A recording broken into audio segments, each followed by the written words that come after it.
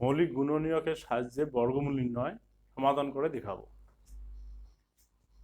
1521 3 দিয়ে ভাগ করি, 3 5 15, তারপরে 0 321, 3 দিয়ে ভাগ করি, 3 অক্ষে 3 2, 3 6 18, হাতে 2 27, 3 নং 27, তারপরে 13 দিয়ে ভাগ করি, 13 দ্বারা 169।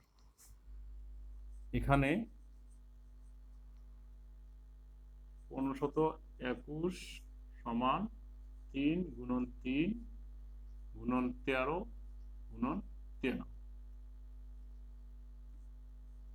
তাহলে জোড়া নেই। সুতরাং 1521 এর বর্গমূল সমান 1521 বর্গমূল করলে এখানে জোড়া থেকে একটি নেই, 3 13 39।